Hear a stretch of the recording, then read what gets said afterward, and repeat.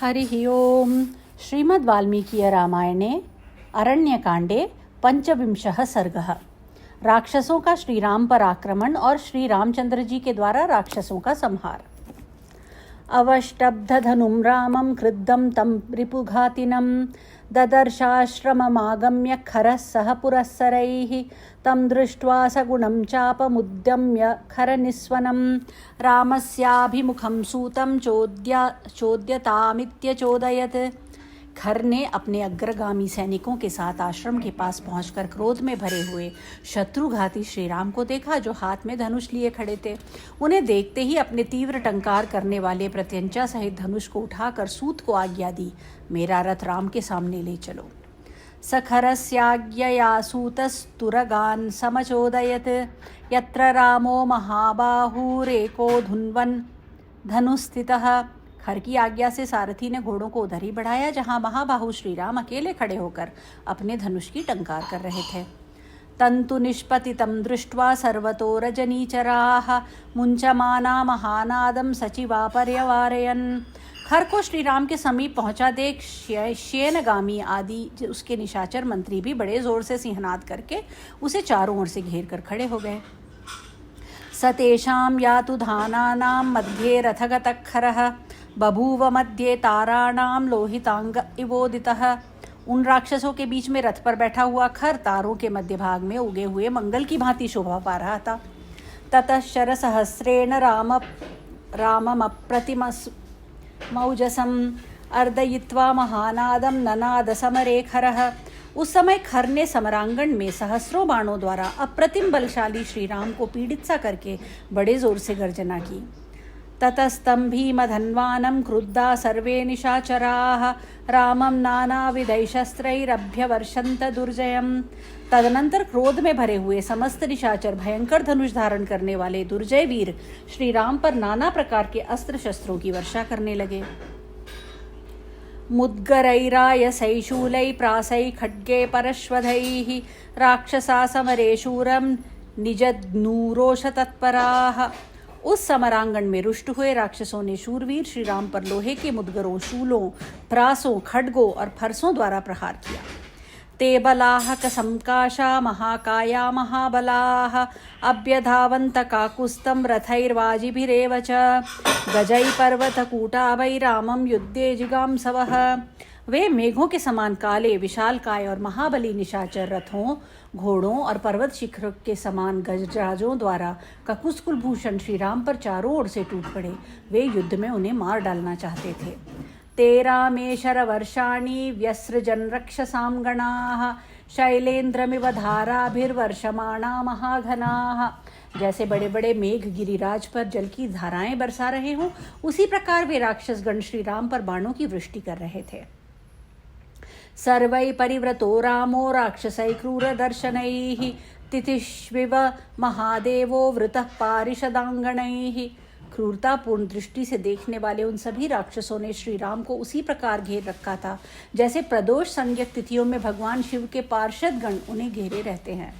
तानि मुक्तानि शस्त्राणि आतुधानैः स राघवः प्रतिजग्राह विशिखैर्नद्यो घानिव सागरः। श्री रघुनाथ जी ने राक्षसों के छोड़े हुए उन अस्त्र शस्त्रों को अपने बाणों द्वारा उसी तरह ग्रस लिया जैसे समुद्र नदियों के प्रवाह को आत्मसात कर लेता है। सतै प्रहरणैर्घोरैर्भिन्न गात्रो न विव्यथे राम प्रदीप्तैर्बहुभिर्वज्रैरिव महाचलः। उन राक्षसों के घोर अस्त्र शस्त्रों के प्रहार से यद्यपि श्रीराम का शरीर क्षत विक्षत हो गया था, तो भी वे व्यथित या विचलित नहीं हुए, जैसे बहुसंख्यक दीप्तिमान वज्रों के आघात सहकर भी महान पर्वत अडिग बना रहता है। सविद्धक्षत जादिग्ध सर्वगात्रेषु राघवः बभूव राम संध्याभ्रैर्दिवाकर इवावृतः। श्री रघुनाथ जी के सारे अंगों में अस्त्र शस्त्रों के आघात से घाव हो गया था। वे लहूलुहान हो रहे थे, अतः उस समय संध्या काल के बादलों से घिरे हुए सूर्यदेव के समान शोभा पा रहे थे। विषे दुर्देव गंधर्वा सिद्धाश्च परमर्षयः एकं सहस्रैर्बहुभिस्तदा दृष्ट्वा समावृतम्। श्री राम अकेले थे। उस समय उन्हें अनेक सहस्र शत्रुओं से घिरा हुआ देख देवता, सिद्ध, गंधर्व और महर्षि विषाद में डूब गए। ततो रामस्तु संक्रुद्धो मण्डलीकृतकार्मुकः ससर्ज निशितान् बाणात् शतशोऽथ सहस्रशः दुरावारान् दुर्विशहान् कालपाशोपमान रणे। तत्पश्चात श्री रामचंद्र जी ने अत्यंत कुपित हो अपने धनुष को इतना खींचा कि वह गोलाकार दिखाई देने लगा। फिर तो वे उस धनुष से रणभूमि में सैकड़ों हजारों ऐसे पैने बाण छोड़ने लगे जिन्हें रोकना सर्वथा कठिन था, जो दुस्सा होने के साथ ही कालपाश के समान भयंकर थे।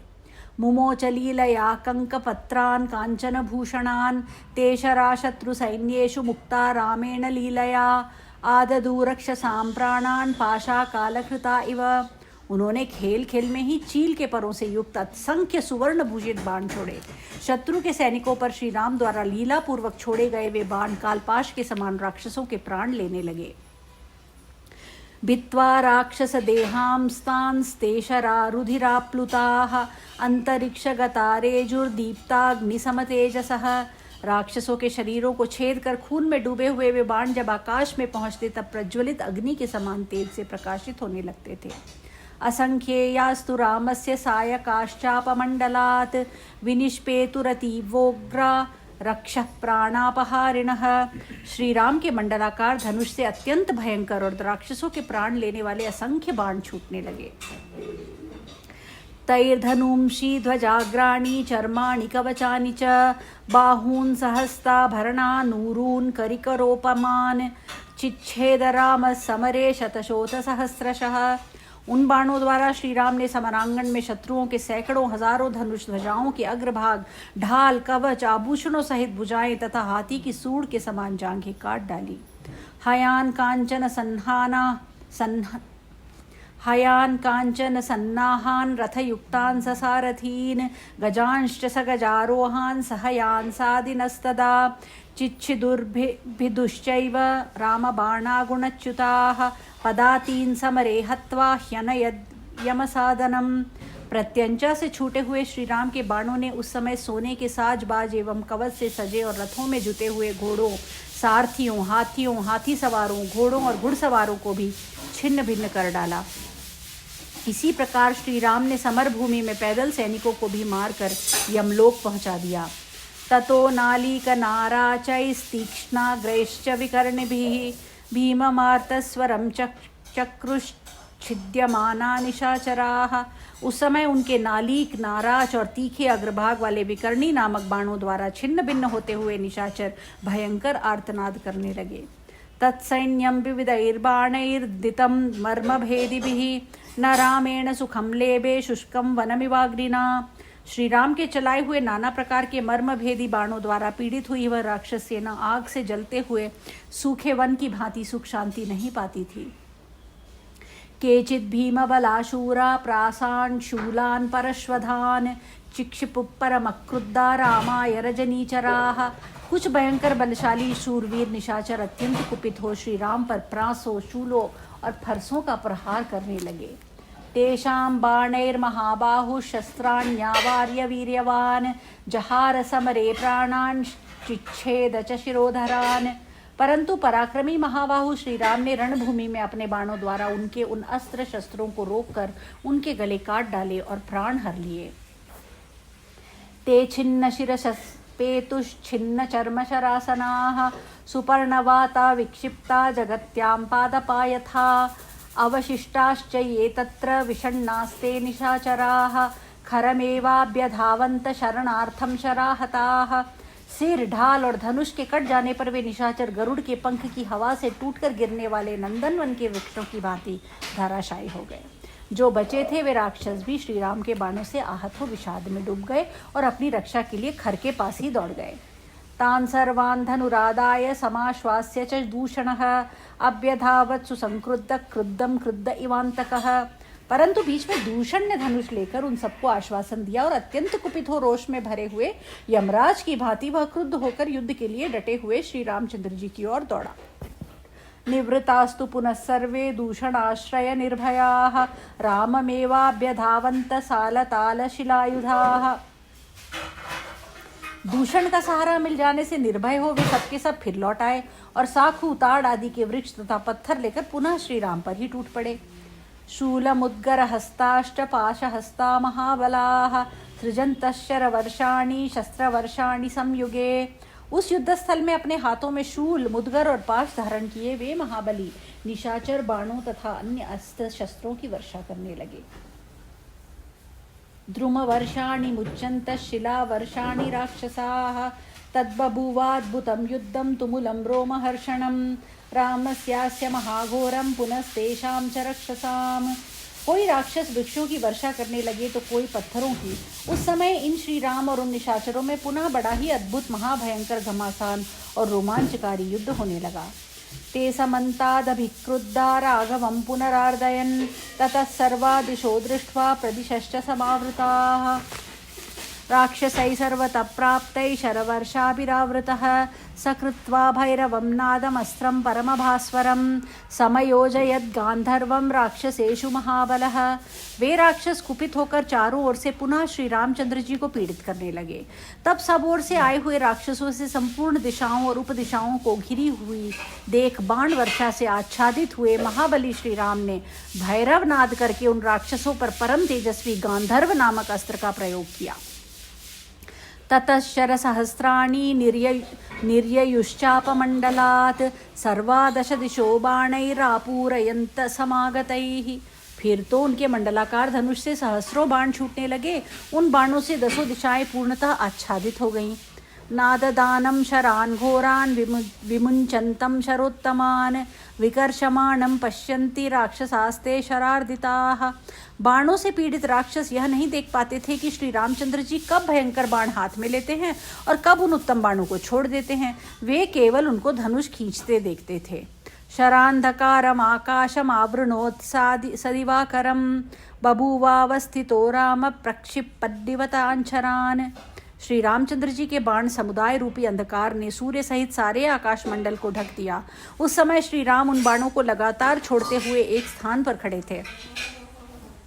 युगपत्पतमानैश्च युगपच्चहतैर्भृशं युगपत्पतितैश्चैव विकीर्णा वसुधाभवत्। एक ही समय बाणों द्वारा अत्यंत घायल हो एक साथ ही गिरते और गिरे हुए बहुसंख्यक राक्षसों की लाशों से वहां की भूमि पट गई। निहता पतिता क्षीणाश्छिन्ना भिन्ना विदारिताः तत्र तत्र स्म दृश्यन्ते राक्षसास्ते सहस्रशः। जहाँ जहाँ दृष्टि जाती थी वहीं वहीं वे हजारों राक्षस मरे गिरे, क्षीण हुए, कटे पिटे और विदीर्ण हुए दिखाई देते थे। सोष्णिशैरुत्तमांगैश्च सांगदैर्बाहुभिस्तथा ऊरुभिर्बाहुभिश्चिन्नैर्नानारूपैर्विभूषणैः हयैश्च द्विपमुख्यैश्च रथैर्भिन्नैरनेकशः चामरव्यजनैश्चत्रैर्ध्वजैर्नानाविधैरपि रामेण बाणाभिहतैर्विच्छिन्नैः शूलपट्टिशैः खड्गैः खण्डीकृतैः प्रासैर्विकीर्णैश्च परश्वधैः चूर्णिताभिशिलाभिश्च शरैश्चित्रैरनेकशः विच्छिन्नैः समरे भूमिर्विस्तीर्णा भूद्भयंकरा। वहां श्री राम के बाणों से कटे हुए पगड़ियों सहित मस्तकों, बाजूबंद सहित भुजाओं, जांघों, बाहों, भांति भांति के आभूषणों, घोड़ों, श्रेष्ठ हाथियों, टूटे फूटे अनेकानेक रथों, चवरों, व्यजनों, छत्रों, नाना प्रकार की ध्वजाओं, छिन्न भिन्न हुए शूलों, पट्टिशों, खंडित खड्गों, बिखरे प्रासों, फरसों, चूर चूर हुई शिलाओं तथा टुकड़े टुकड़े हुए बहुतेरे विचित्र बाणों से पटी हुई वह समर भूमि अत्यंत भयंकर दिखाई देती थी। तान् दृष्ट्वा निहतान् सर्वे राक्षसा परमातुराः न तत्र चलितुं शक्ता रामं परपुरंजयम्। उन सबको मारा गया देख शेष राक्षस अत्यंत आतुर हो वहां शत्रु नगरी पर विजय पाने वाले श्री राम के सम्मुख जाने में असमर्थ हो गए। इत्यार्षे श्रीमद् रामायणे वाल्मीकि आदि काव्य अरण्य कांडे 25 सर्गः। इस प्रकार वाल्मीकि निर्मित आर्ष रामायण आदि काव्य के अरण्य कांड में 25वां सर्ग पूरा हुआ। हरि ओम।